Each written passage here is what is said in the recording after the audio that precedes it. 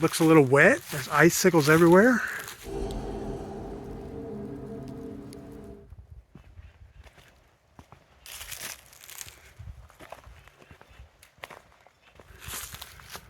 I'm out on the railroad track with Mrs. P. We're looking for railroad spikes.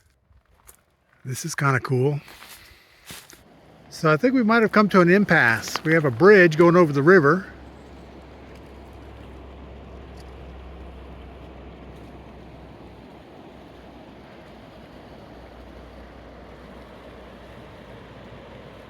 There's a tunnel right on the other side of this bridge.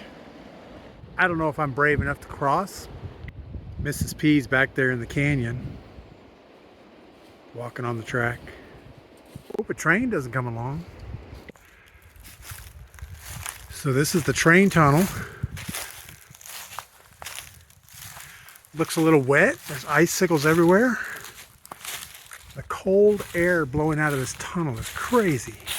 So it's an unsupported rock tunnel. Can't see the other side because it curves. Huge old icicles coming down. I think we're going to go in here just a little bit. Oh my goodness, solid ice.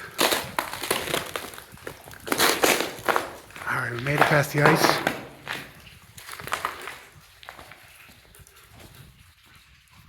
All kinds of leaky stuff here.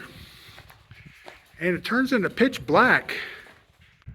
It's pretty cold in here. Man, it's gotta be 10 degrees in here. All right, I think that's as far as I'm gonna go, just because I'm afraid. And also Mrs. P didn't want to cross the bridge, which I understand.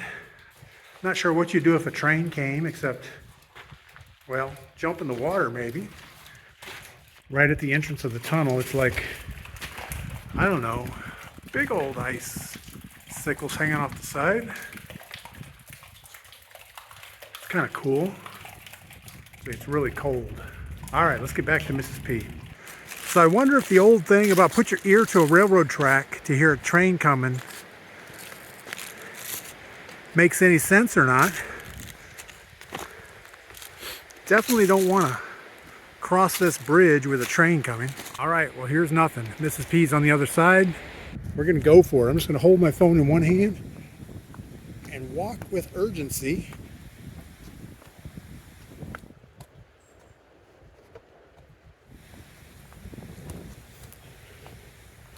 Worst case, I guess I could hang underneath the bridge as the train goes over the top. That would probably be really bad. Hoping they would honk their horn maybe before they come around the corner. We have no idea.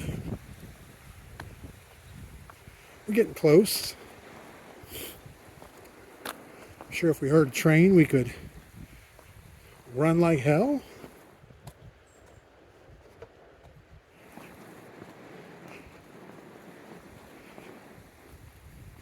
While I was in the tunnel, Mrs. P found a treasure. That's kind of cool.